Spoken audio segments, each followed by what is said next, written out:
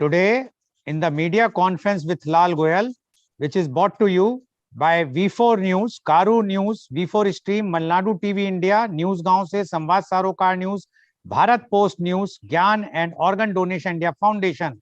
Our endeavor is to enlighten you with the current topic. And today's topic is very, very important. It's not only current, very important, very hot, very burning. The topic is center versus states. But before I will go to the main topic, I would like to inform you that today world is observing World NGO Day. World NGO Day is an international calendar day annually observed on 27th February. NGO is known as non-governmental organization or non-profit organization that faces several challenges in today's society. NGO plays an important role in various sectors, namely education, culture, science or development, etc. The aim of the day is to inspire and encourage people to be involved with NGOs for the betterment of the society. According to Eric Falch, Assistant Director General of UNESCO,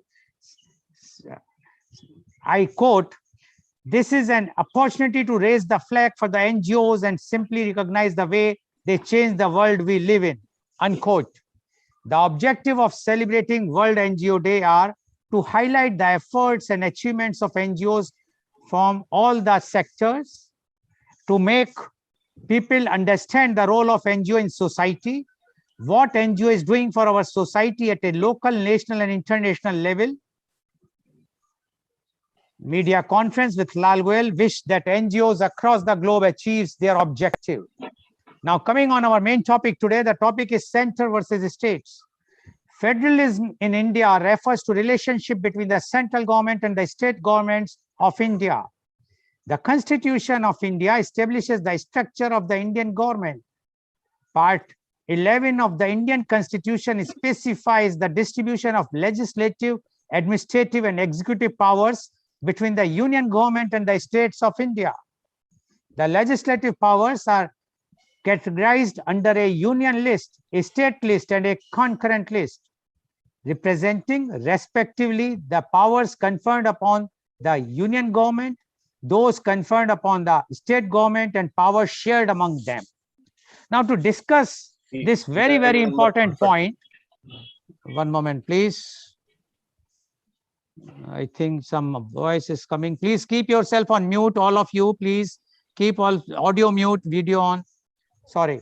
To discuss this very, very important point, center versus state, and this is become very important nowadays because we are seeing almost every week or every fortnight how the central agencies like ED, like IT, like CBI are going and arresting or doing raids on all those state governments which are not ruled by the central government, that is the non-BJP government. We have seen in the West Bengal government before the elections. Now we are seeing in Maharashtra. And so many places they are playing, even in Punjab we have seen. So we have to understand what are the powers, what are the relations among them, and how they can move together, and what is the conditions in other countries, whether they are also using or misusing the central agencies like what in India it's happening, and why it is only in those states which are not in and only in those states which are not ruled by BJP, or is there, and it was also misused earlier also or not. We will discuss, and we will discuss in different angles. We have one of the panelists who is an economist. We have two who are experts in law, and one panelist who is a political leader. So we will see all the three angles about the financial implications, because we have seen the agencies like ED or IT raiding only on the non-BJP governments. We will see about the legalities, whether what the legal status is, whether it should be done uniformly or only on those which are not ruled by the central government, same disposition like BJP. And the one we will take the view of a political party, what they feel about these types of raids or the encroachment of the central, or use or misuse of the powers of central government to the states. Because we have seen even the many times, many people have spoken about the clear demarcation about the center versus states. We still remember the famous lecture given by former Justice Nariman, in which he has described about the federalism and the powers between center and versus state. So now I would like to invite my first panelist guest, and he is Professor Dr. R.K. Arya. Professor Arya is the Professor of International Economics at Manav Rachna International Institute of Research and Studies, Faridabad. He is triple postgraduate in statistics, econometrics, finance, double PhD in finance and economics from Delhi University. He worked in applied economics and social welfare, Government of India. He contributed hundreds of articles in leading economic newspapers. He is guiding PhD scholars on various applied topics. He possesses thorough knowledge of social welfare development, public policies, education, and employment. He attended many conferences, workshops, and presented papers. Presently, he is teaching MBA students. He has good understanding of international economics. He is having practical experience in education planning in Planning Commission. Welcome, Professor Arya, on our show. Professor Arya, being an economist and you know about the finances and all those things. We would like to know from that angle, not from political angle or not from legal angle. We would just want to understand that whether the center, what power center is having as far as the finances are concerned, those powers which they are using by raiding through income tax department and enforcement departments in those states where they are not ruling, or the raids are carried out only on those who are not all belongs to the ruling party, that is BJP. So we would like to understand from you the economic parts of this, whether our constitution has given this power to use this particular agencies only for the non-BJP persons, or is it a uniform power, or they are using or misusing. So we would like to know from you or your views on center versus states. Professor Dr. R.K. Arya, please. Please unmute. Thank you so much giving me an opportunity to share my views on that is particularly the economic manifestation of CBI, CVC, and ED. But there is a larger dimension of economics also, which gets into the realm of center and states. If you will allow me, I will throw light on that also. So the point is that these are basically the departments, that is, these suits to the whims of the government, that how they want to get the investigation of economic offenses, criminal offenses, and others. So therefore CBI, CVC, and ED are there. Now the question is that whether they can enter in the territory of the states when particularly the elections are due, to dent the image of that particular non-ruled BJP states. Yes, of course, it is happening. In the last, that is 2 years before, the BJP was sharing the political stage with the Shiv Sena, but now they have come up with a triangular type of arrangement, that is the Congress, NCP, and Shiv Sena, and they want to topple the government. This is the basic purpose. Apart from the government, there are local people, those who remain up in the arms, to see where they can penetrate, to see where there is a loophole. Basically, it is not a loophole. It is a something which can be itching to the people there, and just to topple the government and create, the drama and the noise. That is basically, it happens like this. So there you must have seen that one political leader was talking about, that is Samir Wankhede, about 6 grams of, heroin.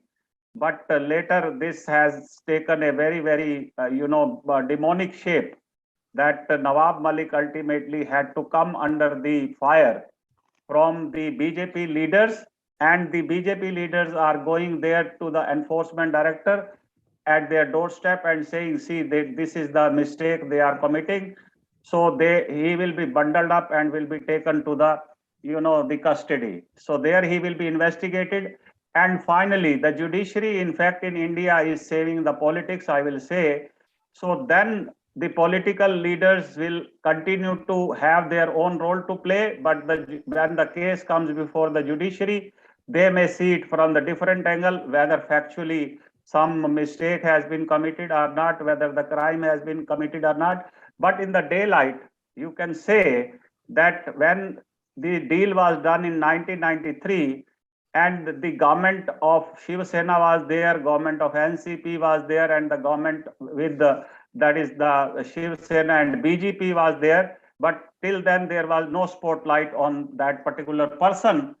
So this is a clearly a hegemony which the central government is showing only to topple the government or to defame the government. And in the second case, you must have seen that the Banerjee there in the West Bengal, immediately during hot time, that when the elections were on, that is coal scam was blamed on him, and then CBI or ED has gone for some moment there, and after that it faded away. Nothing was there. Similarly, in Punjab also, that is the nephew of the chief minister was caught red-handed by having 12 crore rupees, and now whether the case will be stopped there or it will be investigated by the court, nobody knows. The ramification in terms of economics are huge there, because if a person feels that every time there is a protest and every time the people are raiding the public, so there will be a terror and there will be a fear. So that way stability will not be there, and economic losses or economic damage can be there in that way. Otherwise, they have every right to ask the CBI or ED or CVC to go there. You must have seen in the bank's case also that during UPA region, 32 lakh crore worth of rupee loan was given to these people. That time, the industries were booming and the growth rate has also gone up to 9 to 9.5%. Nobody knows that when the business cycle will turn and there will be sudden losses. But when they had seen that NPAs have gone up to touch around 50 lakh crore of rupees when Raghuram Rajan was there, so only 6 lakh crores could be recovered when asset quality review was there.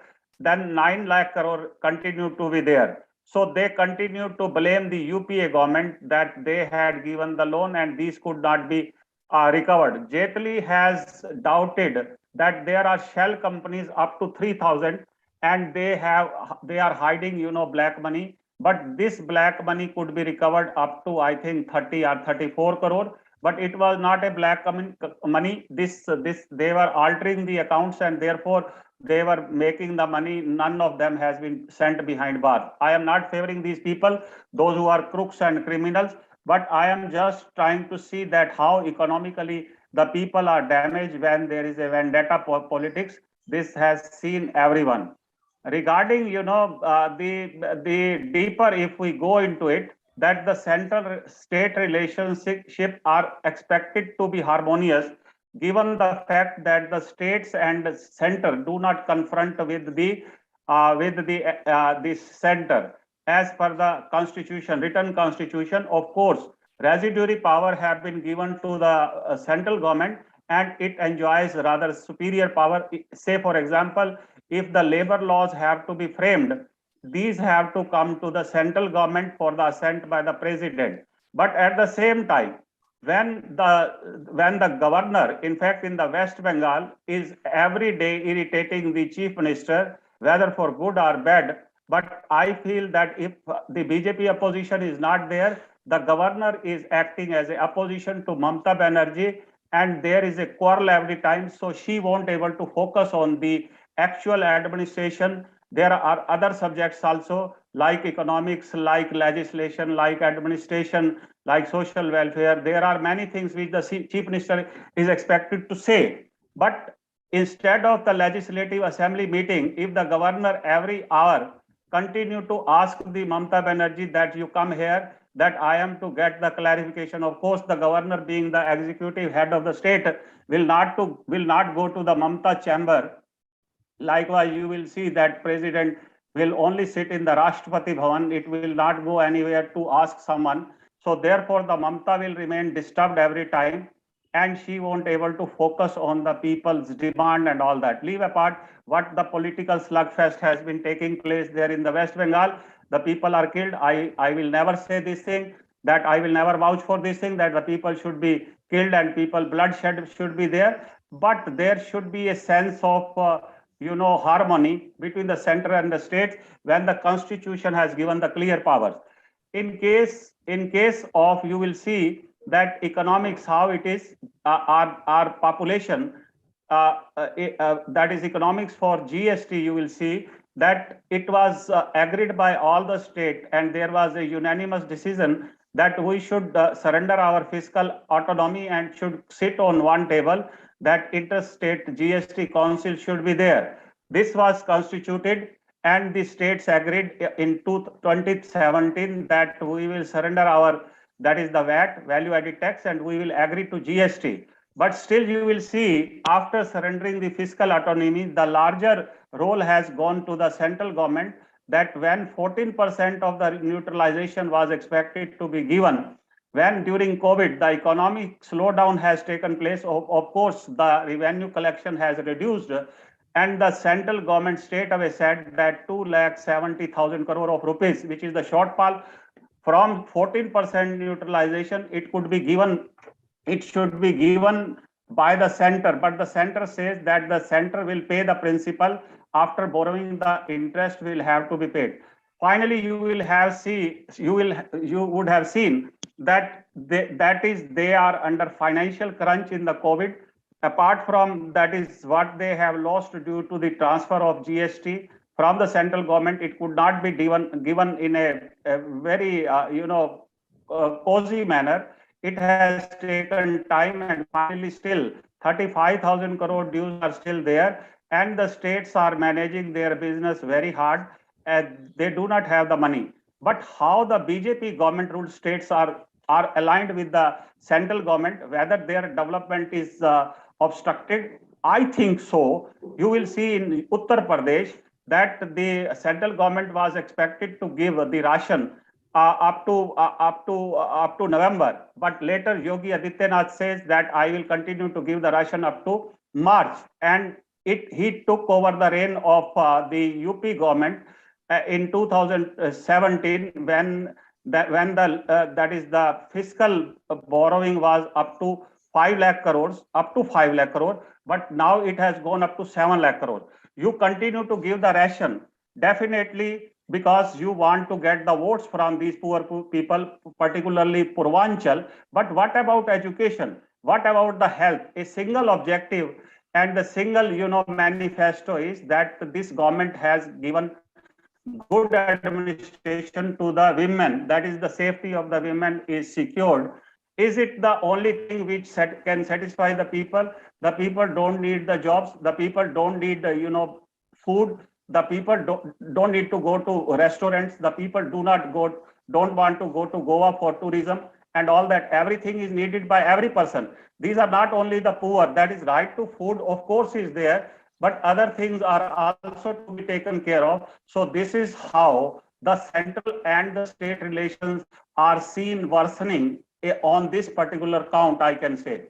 Regarding the delimitation exercise, which has been going on throughout the India, by 2026, you will see that this new parliament is coming up, because the old parliament building cannot house the parliament, that is the MPs, which will increase in number after the delimitation exercise. The reassignment of the MPs have to be taken.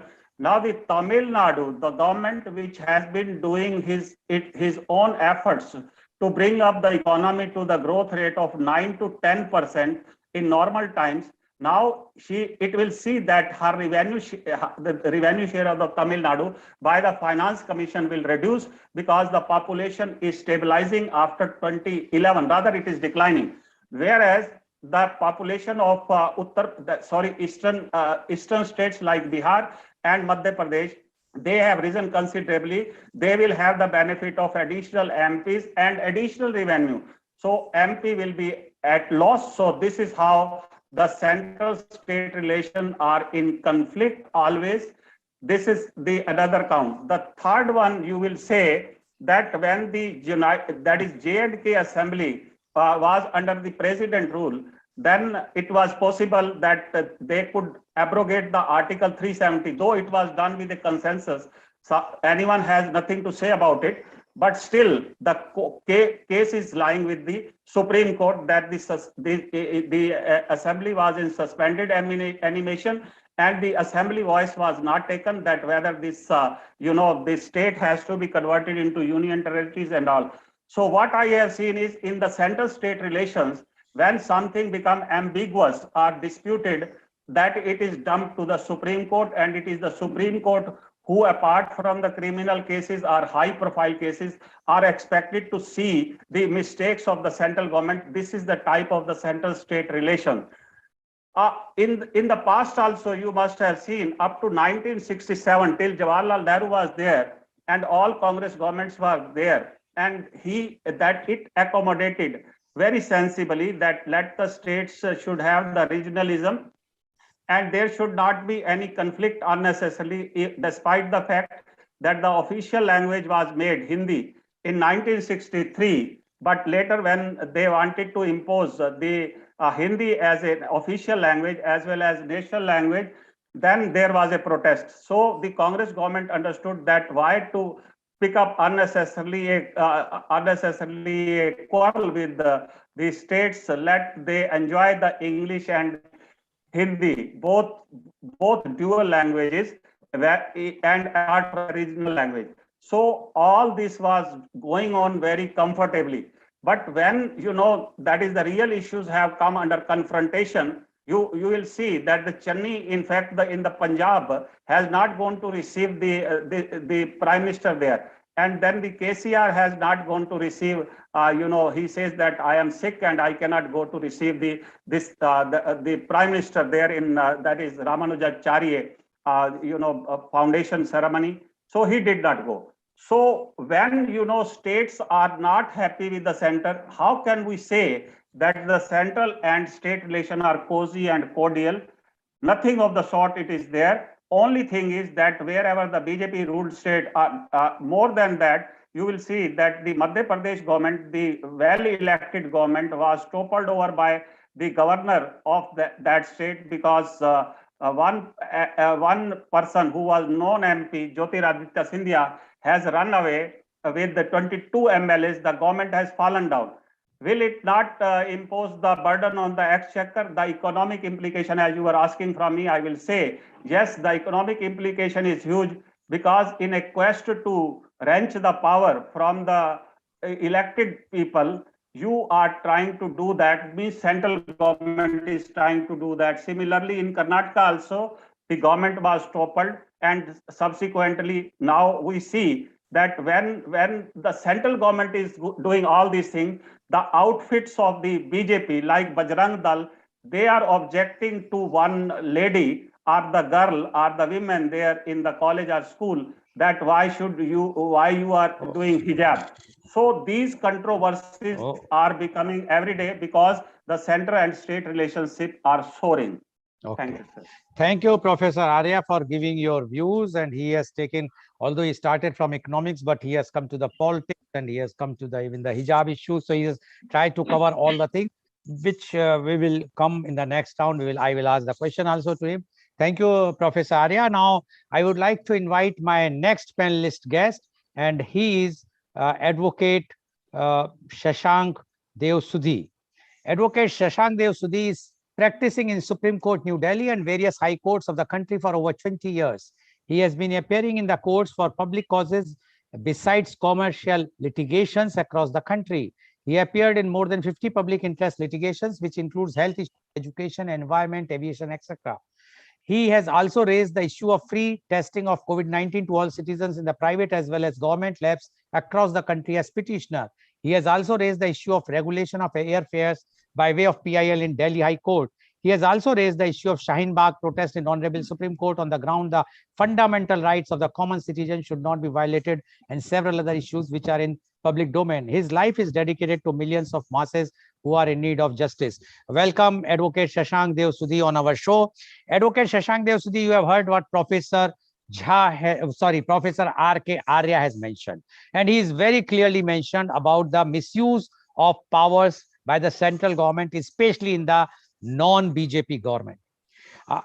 Before you will say, I would just want to know more legality, because seen in United States, which comprises of 50 states, and all states have their own constitution. Very less power lies with the federal government there. Similarly, the case in Australia, where the territories are there, they have their own constitution. Very less power lies with the federal. In our country, we were having only one state which was having their own constitution, that was Jammu and Kashmir, which also has been abolished now by the central government. So we would like to know why, and we have seen in other countries, these types of cases are not happening, that ED or IT or CBI being misused rather by the central government to catch hold of the opposition party leaders, which is not taking place somewhere in other countries. Do you think it's a healthy democracy to have those powers with the central government so that they can keep a check on the opposition governments wherever they are, or it is not? Center versus state. Advocate Shashank Dev Sudhi, please. Good morning, Mr. Goel. Good morning, our co-panelist. Good morning, viewers. Mr. Goel, it is a very interesting, topic. And first of all, we need to understand that our constitution is supreme. And the state and center both are deriving their power from the constitution. Federalism is not all about states' right. It is about power to protect individual freedom and liberty. And since we have accepted a constitution which are having a feature of federalism and unitary system of the government, the center is no doubt stronger and the state is bigger. This is our situation. This is our reality. And there is no doubt about it that there is asymmetrical relations between the center and the state. And we need to understand the whole scheme of constitution in respect of distribution of power between the state and centers. No doubt the instances of violation and infraction of this relationship are aglow in the books of history. And it is an illustrative example how the separation of power, the distribution of power are being used and misused to settle the political scores, to settle the financial scores, to settle all other disputes. It is nowhere hidden. We are citizens of the country. We are seeing every day.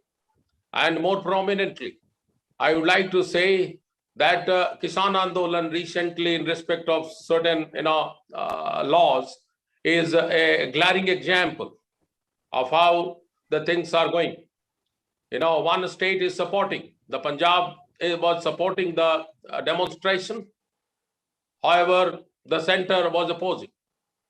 So this is the example how the feature of federalism are working in our system in a reality. The reality and practicality are the two aspects which need to be understood. But having said that, my point is that the entire issue has to be seen in the context of the legislative relation between the state and center, the administrative relation between the state and center, and the financial relation between the state and center. These are the relation between the state and center. And the problem is arising when we have two party ruling the government system. And from here only, the situation is turning to be ugly. The question of the nature of the constitution is a debatable, no doubt debatable question. The Indian constitution is no doubt and undoubtedly blend of features of both unitary and federal form of structure. And there exists element of federalism under the unitary model of the government. Our constitution, if you see the article 7th schedule of the Constitution of India, there are three list. One is central list, and the other is a state list, and the concurrent list. So the powers are fully demarcated between the state and the center. So far as concurrent list, all the subjects which are listed in the concurrent list, there are the power exists of both center and the state. And the problem is cropping there only because the center is making a law, a state is not bound to follow. For example, the health is a subject which is falling under the health between the state and the center board. But there is a Disaster Management Act. Disaster Management Act is making center as a supreme. Whatever center will say is a mandatory binding on the state, and the state cannot dispute even if the state has exclusive power to legislate the law. For example, as I said you, the health, there is, for example, I'm just giving you Clinical Establishment Act for regulating the path labs across the country. But there are only 11 states which had implemented the Clinical Establishment Act for the purpose of regulating pathology lab in our country. And the rest of the state had not implemented. The rest of the state had adopted their own law and created their own law, and there is a conflict. But when the Disaster Management Act has been implemented, there was the direction of the center which are to be mandatorily followed. But unfortunately, no state, even in the BJP ruled state, the directives of the center had not been implemented. So this suggests, and this means that this relationship are not absolute. There are a lot of gray areas where there is a requirement of working out in order to make the relationship cordial and amicable. But unfortunately, it is such a huge country, such a huge subject matter which are threatening and which are challenging. The federalistic character of the government. You will be surprised that our federalism is being threatened by several issues. For example, regionalism is one of the issues. It is considered one of the most significant challenges to federalism in India. Federalism best thrives in the democratic system when it mitigates the centralization of power, sharing between the center and states. The pluralist character of India gives rise to many factors, including regionalism. The people for far northeast sometimes feel themselves at a formidable distance from New Delhi, and people in southern part of the country with a bigger state feel neglected.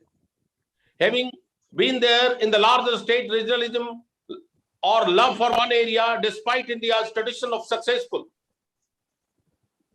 federal rule over the years since independence, still raises its head in the different parts of the country. And the issue of the languages in the southern state are a glaring example how there is a danger of the federalistic government to be influenced by petty politics. The voice, similarly, the voice of the demand of the more state has become more prominent in the recent time, especially after the formation of Telangana in 2014. Recent demands like four-old division Uttar Pradesh and the creation of Gorkha land from West Bengal as a stance of aggressive regionalism that pose threat to the federal structure of India. Regionalism, no doubt, pose an important threat to the federalistic character of our government system in our constitution. Division of power again is a debatable issue. Unlike US, Australia, in India, distribution of power is made under 3 lists found in 7th schedule of the Constitution of India. The power of both center and state are specifically demarcated, enumerated in the union list of the state respectively, while the power mentioned in the concurrent list are enjoyed by the 2 sets of the government, the states and the center. The residuary power are vested in the central government, no doubt about it. When there is a conflict, the law made by the center is going to prevail. So undoubtedly, the power of the state is supreme. The power of the state center is a sacrosanct. Nobody can question even in under the Constitution. So it shows that the division of power is also asymmetrical.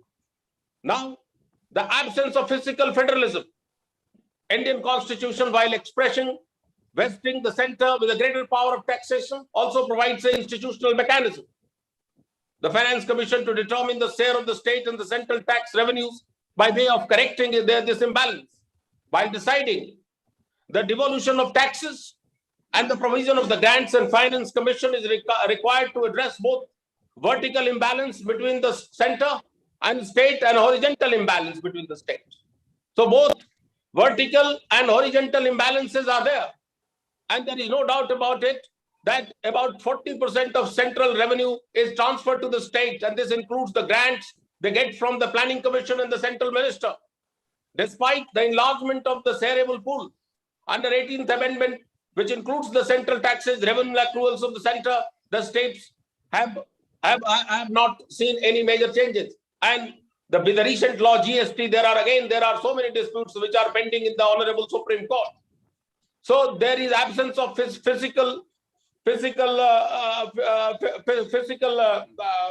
imbalance, unequal representation of units. There is again the challenges which our federalistic set of federalistic government always pose, with a view to preventing the evil of predominant influence for a larger units over the smaller units in federation. Most federations in the world have resorted to some constitutional mechanism like equal representation of a state in the second chamber and ratification of all amendments of the constitution by states. In India, there are no such provision of equal representation of states in the Rajya Sabha, the second chamber, nor the states have substantial say over the amendments done by the to a constitution from time to time. Centralized amendment power, another challenge. In a typical federation, the power of amendment to the federal constitution lies on the shared basis between federalism and its unit. In India, the power of constitution amendment lies in the center under Article 368 and the other provision. Although ratification of half the state is sought in for some limited areas, and states in India, unions, are virtually no power in critical area of the governance. The another challenge is office of the governor.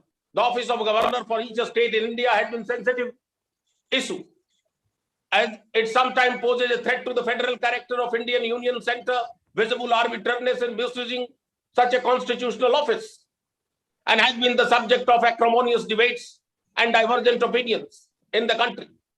The imposition of precedent rule in several states are example that how the center can destabilize the state on the whims and fancies and justifying the constitutional breakdown. So there are several instances. The history are full of such kind of instances. It created bizarre incidents in constitutional history of India. The Supreme Court termed governor decision unconstitutional several times.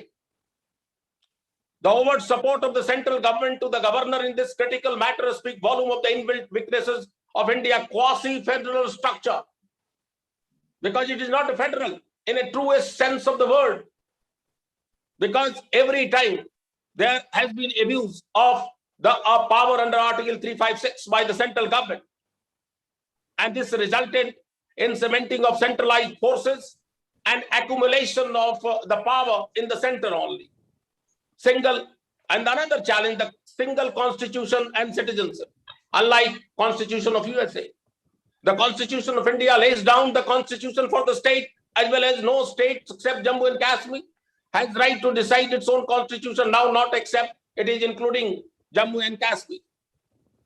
After 5 August 2020, the Indian Constitution, unlike other federal constitutions of the world, introduces a single citizenship. It is based upon the idea of one nation, one citizenship. All citizens of India, irrespective of whichever state lives in the state, do not confer any separate status as a citizen of a state. So again, there is a symmetrical situation. Integrated services. The integrated services is another challenge. Integrated judiciary is a typical feature of the Indian Federation. Unlike a typical federation, in India, Supreme Court is the apex court, and all other courts are subordinate to it. The states do not have independent courts dealing especially with the state matter, and also the machinery of election accounts of the audit of India is aggregated. Another challenge, centralized planning, is also one of the biggest problem to the federalism. The language conflict is also a big challenge to the existence of federalism in our country. The issue of religion is also a challenge to the federalism, because India is a fine example of religious heterogeneity that sometimes give rise to the turmoil to weaken the federation. But religious process need to be always divisive. So long as there is a reasonable tolerance on the part of the people, a genuine secular policy on the part of the government and religion may not cause imbalances in the federation. Economic incompatibilities of the units, differences in economic standards, relative economic, physical incompatibilities among the constituent states pose threat to the federation. Physical involvement again may also create hurdles of the federation by affecting communication. External forces are also create imbalances of the federation. The tension in the northeastern state in India due to the interference of the neighboring countries is something which are important factors when you look at the features of the federation, because you might have seen several instances like Arunachal Pradesh, territory of Arunachal Pradesh, threats territorial integrity, the Tamil issue. There is again the external threats where the power is vested in the center.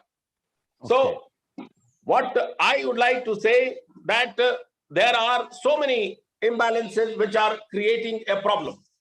Okay. To the federal structure. Now, Mr. Goel, I would like to take your attention to the certain Supreme Court. Please be brief, because the other panelists are waiting. Yes, because see, what I'm trying to say to complete my argument, because I am a legal person. I understand, but wanted to. Yeah, please, 1 minute, only 1 minute, yes. 1 minute. There are several judgments of the Honorable Supreme Court which are giving expression to the principle of federalism, even though there is unitary features, but the center has to give the maximum freedom to the states. But in the practice, it is not being done. For example, Gangaram Ulchand versus State of Rajasthan in 2001, the two judge bench held that the Constitution of India is federal in nature. Similarly, the Rameswar Oran versus State of Bihar, the single bench judge of the state government is under due obligation to follow direction of the central government. The Supreme Court had also stated that there are certain aspects which the state has to follow. But summing up the entire my argument or my debate, that there may be theoretical issues and the theoretical principle that India is a federal state, but in reality, the federal state in our country does not exist. ED, CBI, and other central units and central organization are there to police the entire acts of the state. So therefore, center is more powerful than the state. A state is not, a state and center are not on equal footing, but we should not complain because we have accepted the supremacy of this constitution. And it is this constitution which had given this mode of the government, unitary unitary center with the federalistic unitary center and the state, and a state has to work under the direction of the center. So there is absolutely no doubt that this system will exist. There can be several cases, there can be several debates, but this will not really going to in a right direction, because there are politics, there are so many things involved in this. So that is how I perceive the relationship between the center and state. It will remain so if there is some kind of judgment of the Honorable Supreme Court, overturning the existing system. Okay. Thank you very much, Advocate Shashank Dev Sudhi. It's very difficult to stop any advocate because they are in habit to argue in the court, so they know. But anyway, but Advocate Shashank Dev Sudhi has made his point very, very clear. And he says this as per the constitution, or the federalism is there and the supremacy of center is there. If they are misusing or using the powers, that is as per the constitution, and the Supreme Court has to decide whether they are using or misusing. But we have no other option and we have to go ahead. Thank you very much, Advocate Shashank Dev Sudhi. Now I would like to invite my next panelist guest, and he is Mr. Nimlendu Verma. Mr. Verma is a renowned social activist. He is a spokesperson of Bihar Pradesh Congress Committee. He is observer of West Champaran. He is member of Campaign Committee BPCEC. He is the former member of National Working Committee Swaraj Abhiyan and Swaraj India Party. He is president of Jai Prabha Aspatal Bachao Sangharsh Morcha. He is chairman of Khadi Vishwa, a Khadi Gramodyog institution. Welcome, Mr. Nimlendu Verma on our show. Mr. Verma, you have heard both the panelists, Professor Dr. R.K. Arya as well as Advocate Shashank Dev Sudhi. They have given their views. Now, being a political person, we would like to know from you, mainly because when we are seeing that the censor, whether it is this government or the earlier government, we have seen in earlier government how they have misused the Article 356. So my question, we want to know from you, when these types of relations are going to happen, what are your views about the center versus state, and why the states are crippling? It's they have to accept that the center is the big brother or the boss, and they are the servant. So the state should act as a servant, not. They should not think that they are the union of state. They should think one nation only. That has been started debating very recently in the parliament, whether we are a nation or we are the union of states. So we would like to know your views on the center versus states. Mr. Nimlendu Verma, please. Please unmute.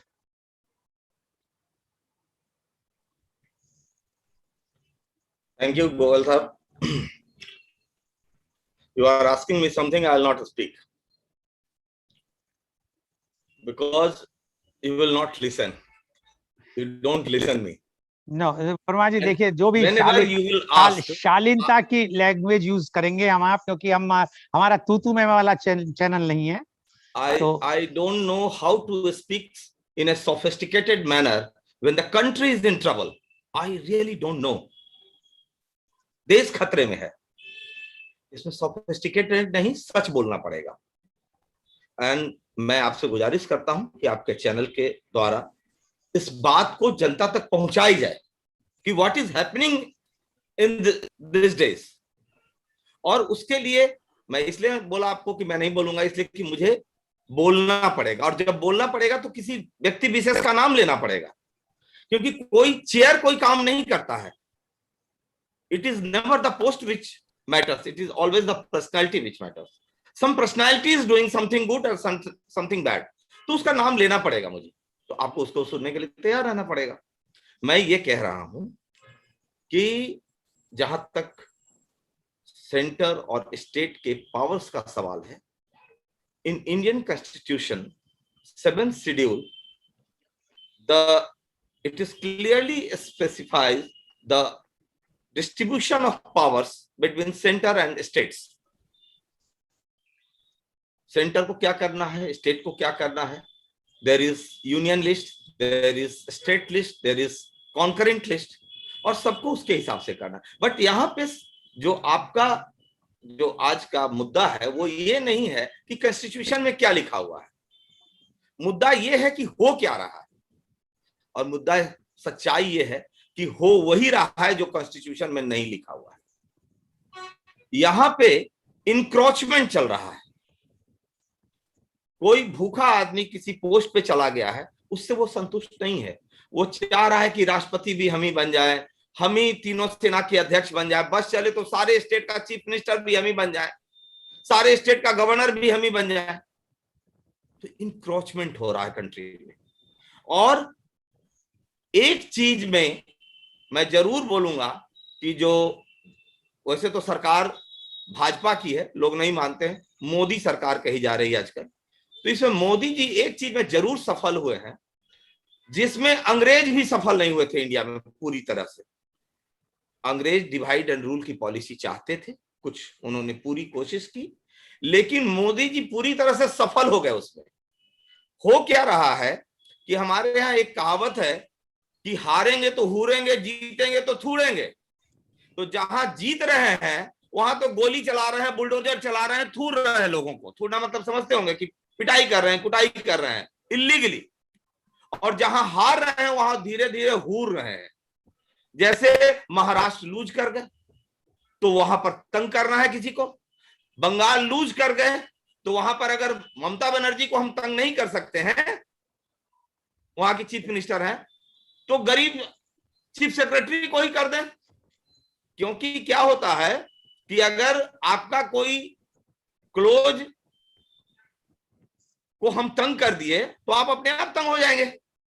और वहां तो chief secretary ही चलाता है government, और उसको तंग करने की कोशिश की गई क्योंकि हम ममता बनर्जी को तंग नहीं कर सकते थे। ऐसी स्थिति में गोयल साहब, आज आपने देखा होगा कि एक 3 ग्राम ड्रग का मैटर में इन्होंने एक हीरो खड़ा कर दिया, उसको सिंघम बता दिया, वानखेड़े, जो खुद ही इतना बड़ा भ्रष्टाचारी है। और उसके खिलाफ किसी मंत्री ने, किसी राजनेता ने कुछ बोला तो उसको किसी भी तरह से सेंटर के इलीगल पावर को यूज करके और उसको कब्जे में कर लेना है, उसको गिरफ्तार कर लेना है, उसको दबा देना है, जिससे कि उसकी आवाज बाहर नहीं निकले। देश में चल क्या रहा है? 3 ग्राम पे डिबेट हुआ, 3 ग्राम पे एक्शन हुआ। अडानी पोर्ट पे 20,000 करोड़ का ड्रग पकड़ाया, उसमें कोई डिबेट नहीं हुआ, कोई एक्शन नहीं हुआ। तो स्थिति यह है कि या तो मुझे देश के सारे पोस्ट और सारे स्टेट्स दे दो, और जब नहीं दोगे तो फिर हम तंग करेंगे। जैसे इन्होंने मध्य प्रदेश में तंग किया, तोड़ करके इलीगली, अनकॉन्स्टिट्यूशनली इन्होंने सरकार बना लिया, और एक भ्रष्टाचारी को फिर से वहां का मुख्यमंत्री बना दिया। इन्होंने राजस्थान में भी पूरी कोशिश करी, इन्होंने महाराष्ट्र में भी पूरी कोशिश करी। अब महाराष्ट्र में गलती से चौकीदार को थानेदार से मुलाकात हो गई तो वहां इनकी नहीं चली, राजस्थान में इनकी नहीं चली, और इनके लिए अब कोई कानून नहीं है। जो इनका सपोर्टर है वो बिल्कुल सही है, उसमें कोई गलती नहीं है। जैसे हरियाणा में आपने देखा, चौटाला साहब यूं छूट गए। और जो इनका सपोर्टर नहीं है, लालू यादव को बार बार बार बार बार बार बंद करना है। अरे लालू यादव को बंद करो, अगर लालू यादव भ्रष्टाचारी हैं तो। चौटाला को भी तो बंद करो, अजय मिश्रा को भी तो बंद करो, उनके बेटे को भी तो बंद करो। तो किशन करे तो लीला, हम करें तो कैरेक्टर ढीला। ये कहां का न्याय है? ये कौन सा खेल चल रहा है देश में? यहां तो स्थिति है कि हम आह भी भरते हैं तो हो जाते हैं बदनाम, वो कत्ल भी करते हैं तो चर्चा नहीं होता। ये कौन सा खेल है? स्थिति ऐसी खराब हो रही है कि ये देश को तोड़ देंगे, स्टेट्स सर उठाने लगेंगे। आपने अभी नॉर्थ ईस्ट में देखा, 2 स्टेट बीजेपी रूल्ड स्टेट्स की पुलिस आपस में लड़ गई और एक दूसरे का कत्लेआम कर दिया। मोदी जी से देश नहीं चल रही है, मोदी जी के बस का देश चलाना भी नहीं है। ये आपको भी सुनना पड़ेगा, और मैं पिछले 8 साल से बोल रहा हूं, पूरे देश को सुनना पड़ेगा। क्यों? कि अगर नहीं सुनेंगे तो देश और गर्त में जाएगा। स्थिति इतनी ज्यादा खराब है कि इनके चीफ मिनिस्टर्स का मन इतना बढ़ा हुआ है कि चीफ मिनिस्टर कहते हैं कि हम बुलडोजर चलाते हैं। ये मुख्यमंत्री की भाषा है, एक संवैधानिक पोस्ट पर रहने वाले आदमी की भाषा है। ये चुन के बैठाते हैं। इनका क्वालिफिकेशन यही है कि कोई मर्डरर हो, कोई अपराधी हो, जिसके खिलाफ केसेस हो, उसको ही वो जगह देना है। जो बम विस्फोट कांड में लिप्त हो उसको ही संसद में लाना है, उसको ही लोकसभा की टिकट देनी है। वैसे हालत में जो स्टेट को क्रश करने की कोशिश कर रहे हैं ये, वो कब तक चलेगा? तो ये देश के लिए तो अच्छी बात नहीं है, ये अच्छे साइंस नहीं है। वैसे तो आर्टिकल 131 में सुप्रीम कोर्ट है सुप्रीम पावर, और it is known that supreme court is the guardian of centre and state. कोई भी डिस्प्यूट होता है states between centre, state between states and centre, तो उसके लिए सुप्रीम कोर्ट है। लेकिन अब कानून है कहां? अभी आपने देखा होगा ना कि सुप्रीम कोर्ट के जजेस का कमेंट आया कि सुप्रीम कोर्ट को बंद कर देना चाहिए, हम लोगों को देश छोड़ के चले जाना चाहिए, क्योंकि कानून से अब देश नहीं चल रहा है। एक तरफ ये कहते हैं कि हिंदुत्व खतरे में है और हिंदू खतरे में है। कोई हिंदू खतरे में नहीं है, कभी हिंदू खतरे में होगा भी नहीं, कभी हिंदुत्व खतरे में नहीं होगा। देश का लोकतंत्र खतरे में है, देश का संविधान खतरे में है, देश की हार्मोनी खतरे में है। इस चीज को समझना पड़ेगा हम लोगों को। और ये सब एक आदमी का किया हुआ है। एक आदमी चाह रहा है कि पूरा देश डिस्टर्ब हो। हर दिन एक नई कॉन्स्पिरेसी, हर दिन एक नया शगुफा, जिसमें आप लोग कभी हिजाब में खो जाएं, कभी हिजाब में खो जाएं, कभी किसी चीज में खो जाएं, और हम लूट बदस्तूर जारी रहे। कोई आदमी 23,000 करोड़ के ऋषि कमलेश अग्रवाल पर चर्चा न करे। एक तो गोयल साहब पता नहीं क्यों इतना हिम्मत कर लेते हैं, कभी कभी कर देते हैं, अदरवाइज तो होता ही नहीं है। क्यों होगा? 23,000 करोड़ तो है, ये घोटाला कोई बहुत बड़ा थोड़ी ना है। अभी तो 23 लाख करोड़ का घोटाला होना बाकी है, हो चुका है, बाहर निकलना बाकी है। देश को भी इसकी सजा मिलनी ही चाहिए। आपने रघुराम राजन को सपोर्ट नहीं किया था, आपने उर्जित पटेल को सपोर्ट नहीं किया था, आपको तो झेलना पड़ेगा। देश झेल रहा है। नवाब मलिक के सपोर्ट में लोगों को खड़े होना चाहिए, तो नवाब मलिक को किसी केस में फंसा दिया जाएगा, क्योंकि उसने बानखेड़े जैसे भ्रष्टाचारी और इनके आदमी को उन्होंने उनके खिलाफ बोला था। अभी कैसे आपने लखनऊ से इन्होंने लड़ा दिया ईडी के अफसर को, एक दिन में वीआरएस हुआ। लोग बीमार लोग 6-6 महीने, साल बाहर, 3-3 साल से उन्होंने अपने अर्जी दे रखी होती है, उनको वीआरएस नहीं मिलता है। साहब जिसको चाहेंगे, अब तो कानून है, नहीं तो नेपाल हो गया है, मुख्य कानून था जो पहले नेपाल था, जो मुंह से निकला वही कानून, और एक ही जगह से सब कुछ ऑपरेट हो रहा है। मैं एक बात बताऊं, खतरे पे कॉन्सेप्ट ऑफ इंडिया है। भारत जो है ना वो खतरे में आ गया है, और इनकी कॉन्स्पिरेसी इनको खतरे में डाल रही है भारत को। ये हर जगह यही काम करना चाह रहे हैं, हर जगह लोगों को इसी तरह से बदनाम करना चाह रहे हैं। इन्होंने जो किया आर्टिकल 370 में, जो इन्होंने जो 370 की धारा वहां से कश्मीर से हटाई, तो ये हटा सकते थे, कैबिनेट को साथ लेके हटा सकते थे, विपक्ष को साथ लेके हटा सकते थे।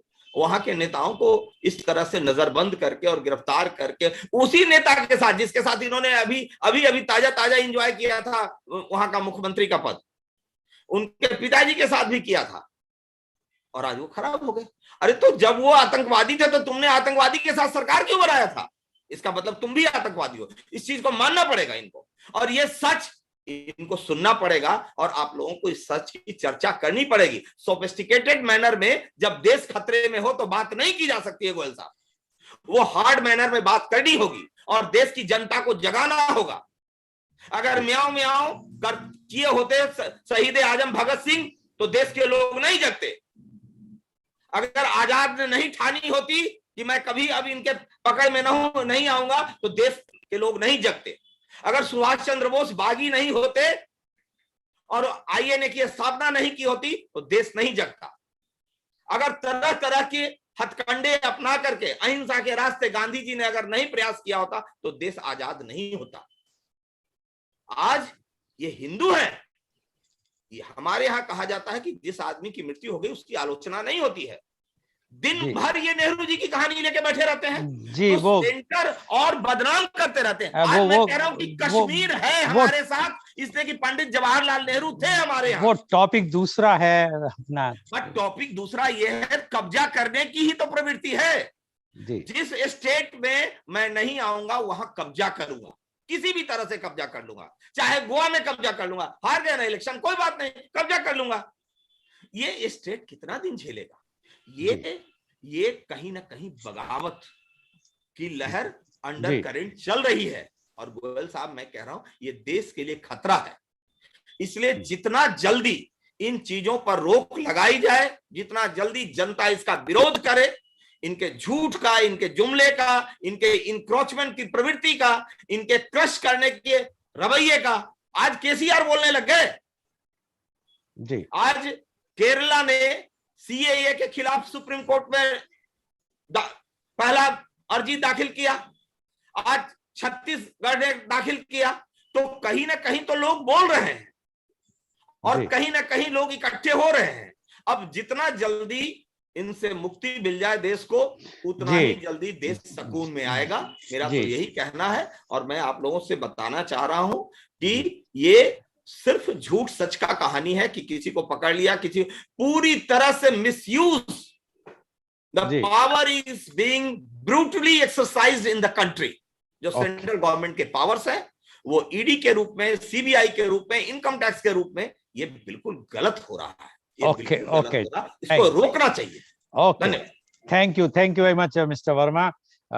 Paucity of time, I will not say anything right now. I will directly go to my last but not the least panelist, and he is Advocate Gagan Gandhi. Advocate Gagan Gandhi is the managing partner of Niti Nyaya Law Office, New Delhi. After doing his graduation in mathematics and statistics from St. Stephen's College, he completed his management from Faculty of Management Studies, FMS, University of Delhi. He worked in American Express Private Limited in their Risk and Information Department before he decided to do law from Faculty of Law, University of Delhi. He has research paper on Social and Environmental Disclosure Index, SEDI. He has worked extensively on Right to Information Act, relying on the same for seeking replies as an evidence and for inputs in the policy making. Welcome, Advocate Gagan Gandhi on our show. Advocate Gagan Gandhi, you have heard our earlier panelist, Professor Dr. R.K. Arya, Advocate Shashank Devsudhi, as well as Mr. Nirmalendu Verma. Now, we would like to know your views on center versus state. Advocate Gagan Gandhi, please. First of all, thanks, Mr. Goel, for giving me this opportunity to speak on such diverse and contemporary topic, I would say. And I wish all the panelists a very good morning, and to the viewers. Now, I was listening to the co-panelists and about their views on the center versus state relationships. So this debate is as old as our independence. Why? Because since the inception of the independent India, this interplay between center and state is being continued, and it will continue forever for times to come. The genesis of this problem actually arose from the partition. The seeds of this were sown at the time of partition. And every law, every custom has certain objective behind it. As Mr. Shashank pointed out, that we have adopted the Constitution as the Bible, or as the whole and soul source, which is the guiding spirit, that how the country will be governed. Now, while this constitution was being framed, the constitutional makers at that time realized that, or they envisaged that, the problem which India faced when Hyderabad was being integrated, when Goa was being integrated, Kashmir, as my learned friend was talking about, partly could be integrated. So at that time, they were facing this problem, and they could envisage this problem, that this problem can become deeper in times to come. So let's have something in place which will take care of this problem which India has actually gone through. And as Professor Arya was pointing out, there are financial and economic repercussions of this problem.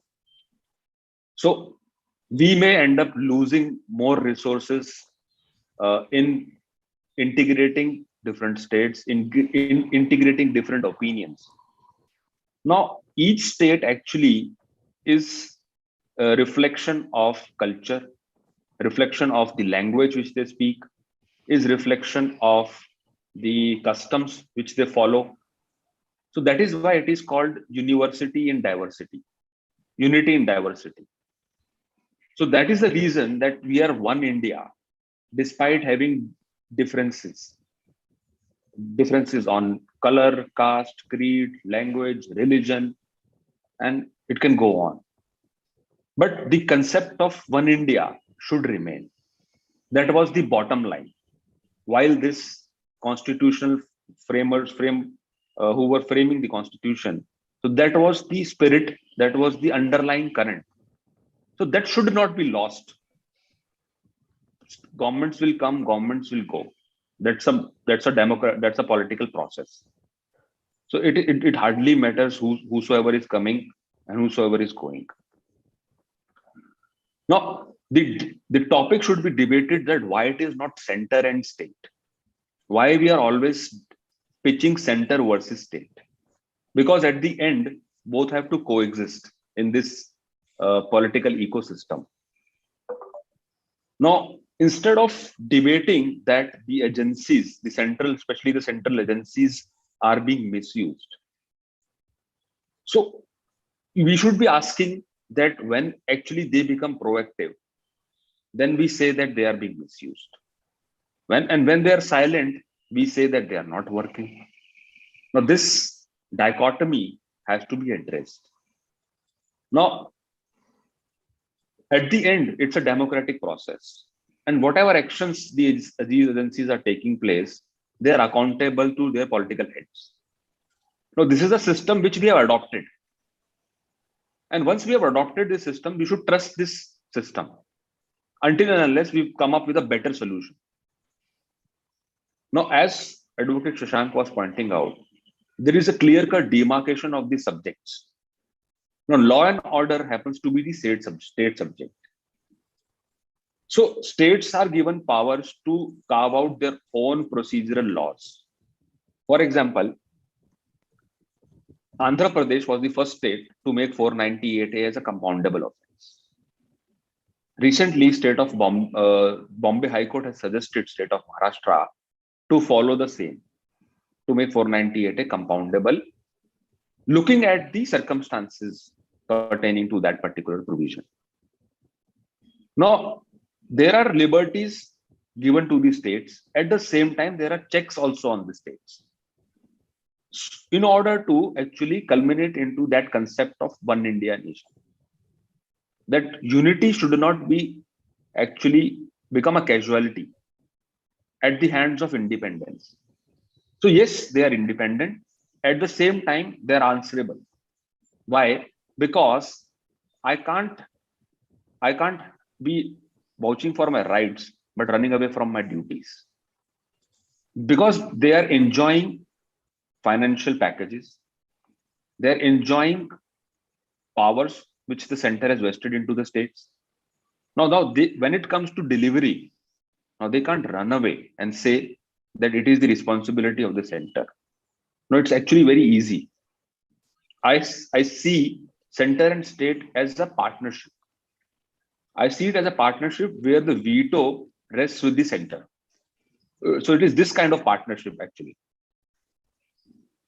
So if the government is same in the center and the state, then we can expect an harmony in the two relationships. But it cannot be the case always. So there are certain rules, certain checks, certain guidelines, certain precedents which have been actually laid down by the apex court, which need to be followed. And actually the office of governor, which has been discussed, is one such office which actually keeps balance between center and state, or who is the eye and who looks into that the state is carrying out its functions in proper manner. Now, any agency can be misused. So that will be a domain of a malicious prosecution. So saying that it is being misused at the behest of center will be misplaced, because even states within their own domain would be misusing their state machinery.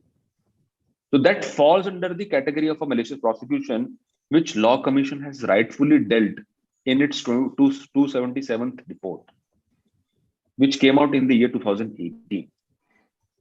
Now, instead of actually being individual centric, instead of being party centric, if we become more system centric, I think we will be able to find solutions to the problem which we are dealing. Now, the moment that Law Commission report actually is implemented, your 50% problem of abuse of power or abuse of state machinery or center machinery will actually go away.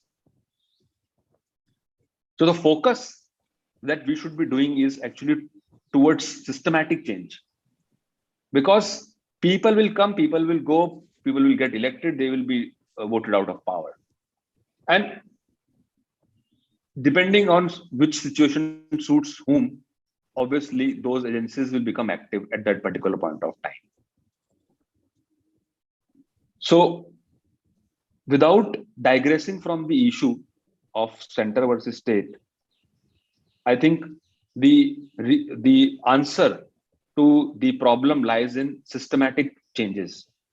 And as my learned friend was talking about abrogation of 370.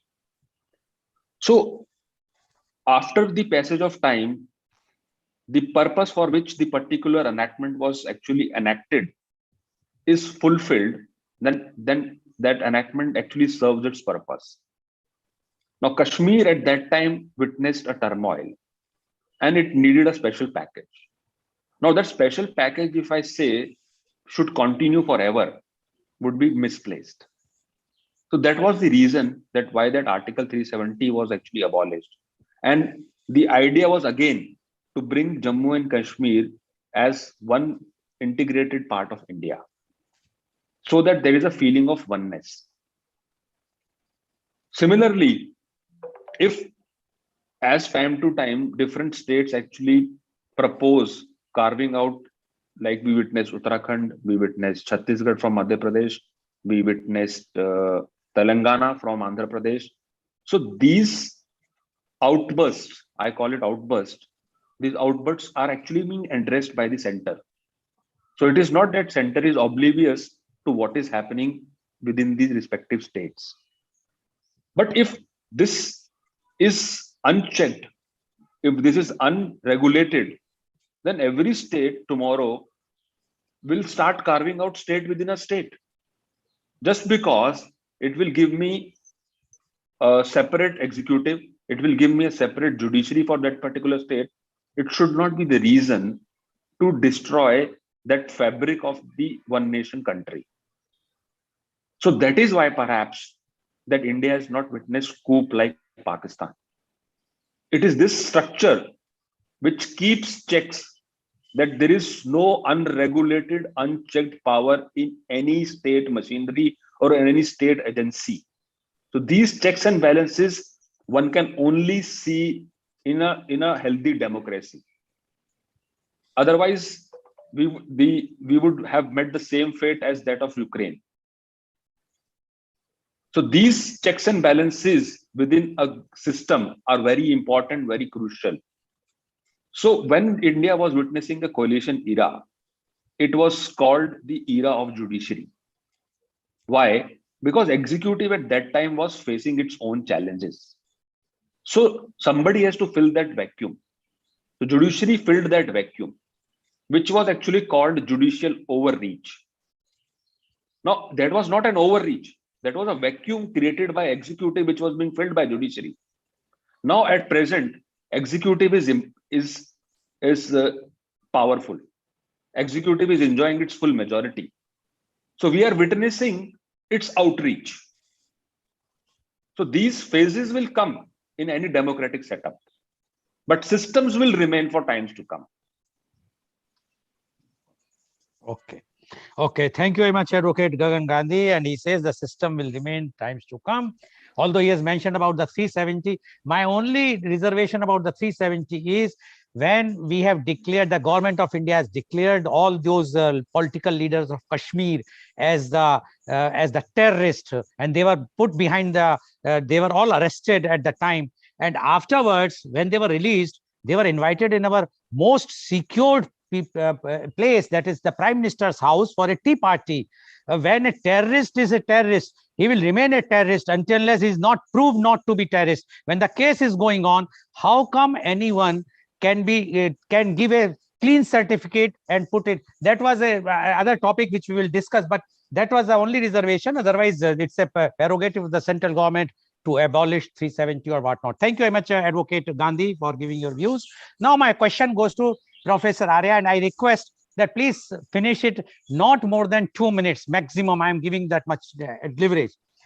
Why no raid or arrest in Gujarat drug hall as mentioned, or even for 23,000 crores scam taken place, and for a small thing we are arresting? Don't you think it's a misuse by the powers by the central government against only those states which are opposition ruled? Because Gujarat is ruled by the BJP, so they are not doing anything. And recently, I think that the other day there is a media report of 6,000 crore coal scheme, which I don't know whether it is true or not. We can't vouch it right now until we will do the research. But about this, the drug hall, everybody knows of that to the tune of 20,000 crore or whatnot figure, and this 23,000 crore bank scam. Why they have not arrested those persons who have been, because they are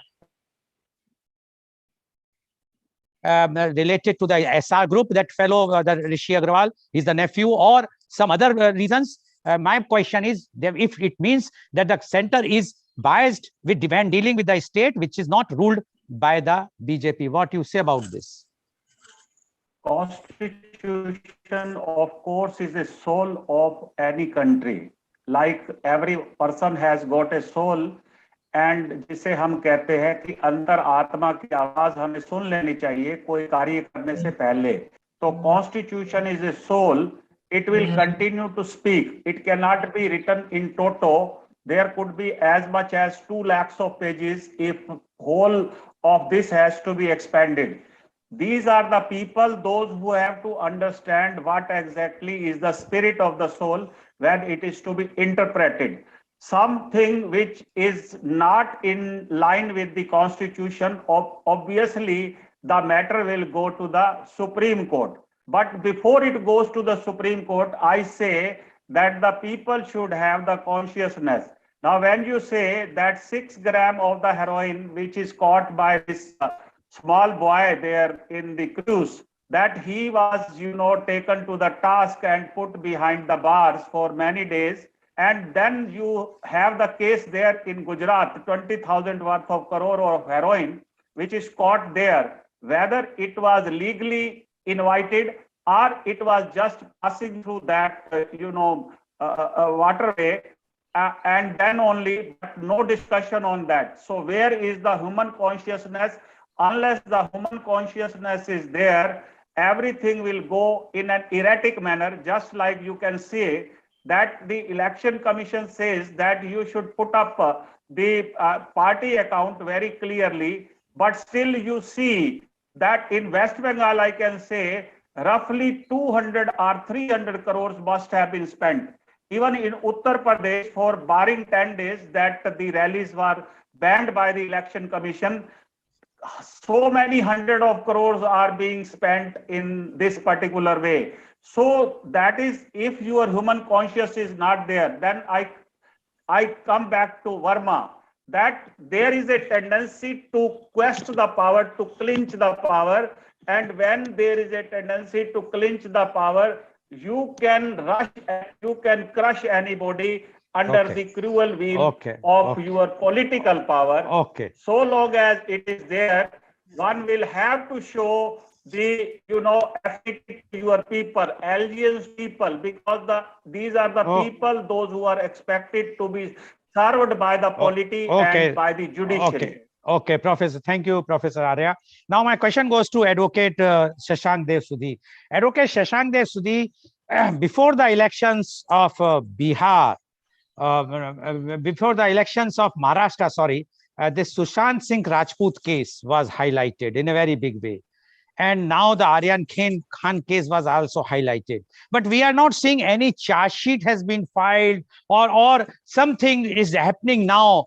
If was these cases are politically motivated by the central government to destabilize the state government, or really the cases are there and the state government manipulated the central government, central agencies not to pursue this further in the courts. What you say about this, Advocate Shashank Devsudi? Please unmute. Mr. Goel, it is a very good question.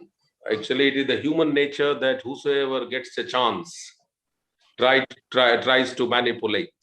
So whether it is a state or a center, because it is a democracy, and democracy there's some kind of issue to manipulate the entire the sentiments of the common people.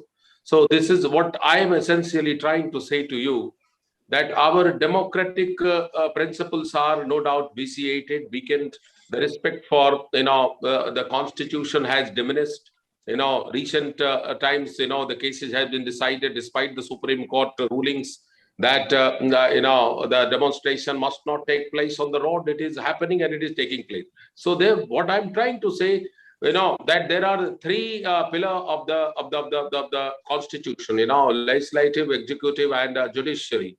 And both are of equal status, both are having a equal power, and both should be I mean every organs of the administrative entity should be respected. But unfortunately, what I'm trying unfortunately we are seeing that there are palpable absence of respect for the one organ to the another, and whatever they are doing in disrespect to the other organs of the state. Because for a democracy to survive, the separation of power are crucial to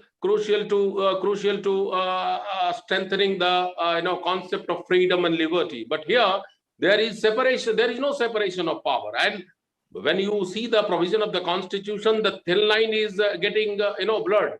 And moreover, what is important, my Congress, panelist had said about the democracy is under threat. I would like to tell you one thing, because if you see the entire history of the government, you will be surprised to know the 42nd Amendment has been brought by the Congress government, to attempt to reduce the power of judiciary.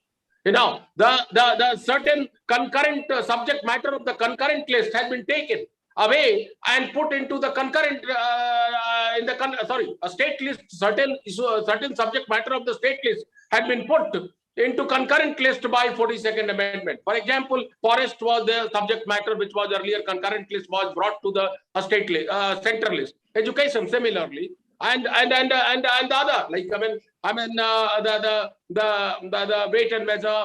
So all these subject matter, they are in the state list. So what I'm trying to say, every political parties are responsible for vitiating and undermining the constitutional principles. They cannot blame other parties.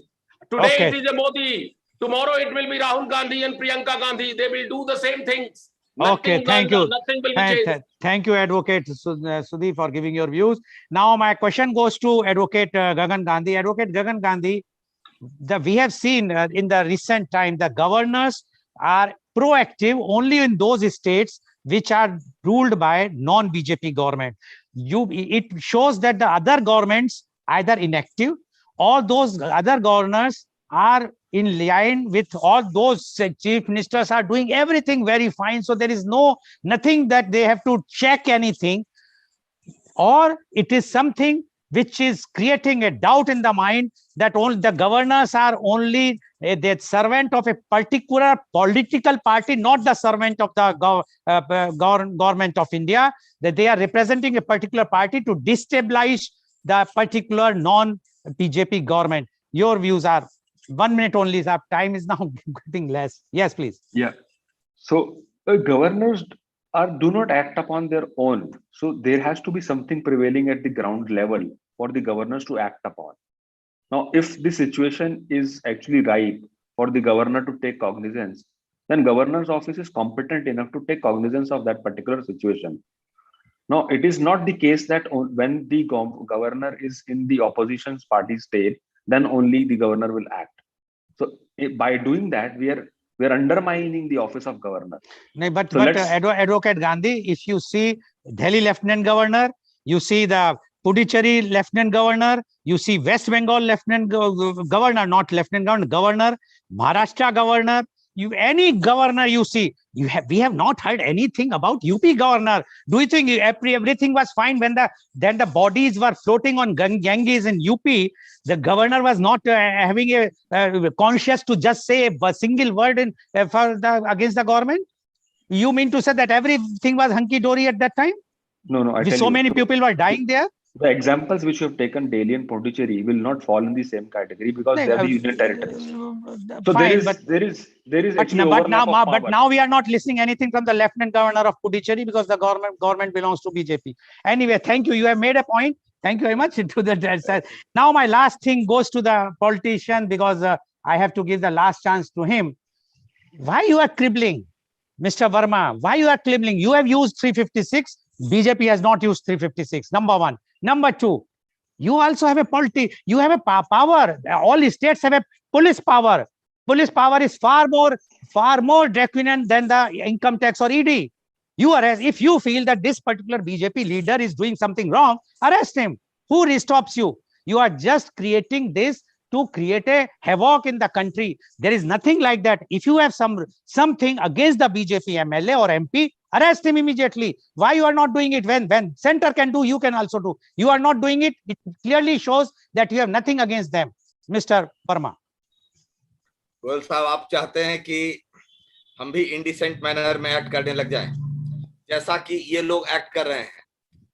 हम लोगों को जो हमारी जो अनुशंसा है वो बिल्कुल सही है और जो हम लोग कह रहे हैं इनके अगेंस्ट वो बिल्कुल सही है, लेकिन हम इनके तरह इमोरल लोग नहीं है जो हम इनके तरह एक्ट करें। वो जो आपने अभी बात की थी वो बिहार की बात थी, महाराष्ट्र चुनाव की बात नहीं थी। और बिहार चुनाव के पहले सुशांत सिंह राजपूत के मैटर को बहुत हाईलाइट किया गया, इसलिए बिहार में राजपूतों का वोट चाहिए था। खत्म हो गई बात, इलेक्शन खत्म हो गया मामला, ठीक है ना। चीफ मिनिस्टर ने खुद भी बोला, अपने डीजीपी से भी बोलवाया, सेंटर ने भी टाइट किया, हो गया। अब लगता है सुशांत सिंह राजपूत फिर से आ गए हमारे पास, साथ जिंदा हो गए वो, क्योंकि उनका तो कोई मैटर ही नहीं है। ये सारा पॉलिटिकली मोटिवेटेड एक्शंस हैं और ये इलीगल है, इमोरल है और इसका हम सपोर्ट कभी नहीं करेंगे। Thank you. Thank you very much, Mr. Verma. So viewers, you have seen today the center and states, the relations are very close relations. It is like a family. If anyone has any problem, they can raise to the other one, but not to have a conflict. After all, we are a very, very respected and very big country called India. It's our nation, although it's a union of states, but still we have our own position. But if we will do like this, if we will fight for petty matters, if we will see, the people will think that this is misused by center or the state government, it will not go. Although it was misused from the very beginning, as our panelist clearly says, from the right time, from the independence, everyone misused it. And we hope that now the better sense prevail for the present government or the future governments not to misuse any of those powers. They should try to use their energies for the betterment and the development of the country, provide better education and health facilities, not to fight with each other like street dogs. Thank you very much. Today's program has been live telecasted by V4 News, Karu News, V4 Stream, Malnadu TV India, News Gaon se, Samvad Sarokar News, Bharat Post News, Gyan, as well as it was shown live on Facebook and YouTube. And our endeavor to bring to you every new topic in our media conference with Lal Goel at 10:30 a.m. Tomorrow topic is a very, very important topic. It's a social topic. The topic is raising boys to be good men, because we always talk about women, hijab, and all those things. Have we ever discussed about the boys? What parenting we are giving to boys? How to respect the women and the girls? So the topic is raising boys to be good men, and our panelists are Mrs. Lata Goel, Founder Director, Ramanlal Shorawala Public School, Mathura; Dr. Rashmi Kundapur, Additional Professor, Department of Community and Family Medicine, All India Institute of Medical Sciences, Hyderabad; Miss Karishma Chaturvedi, inner transformational coach, founder, Being Spiritual with KUC, knowledge partner, Fiza Private Limited, Mumbai, and Dr. Charu Maheshwari, obstetrician and gynecologist, Rainbow Hospital, Aligarh. So please tune in tomorrow for media conference with Lal Goel at 10:30 a.m. Thank you very much, Professor Dr. Arya. Thank you very much, Advocate Sushank Sudhi. Then thank you very much, Mr. Nimlandu Verma, and thank you very much, Advocate Gagan Gandhi, for giving your views. Although today is again a very hot discussion, but it is required to be enlightened all our viewers, that they should know what are the relations and why the relations are going sore, and how we can get all the relations back track again. Thank you very much, and thank you.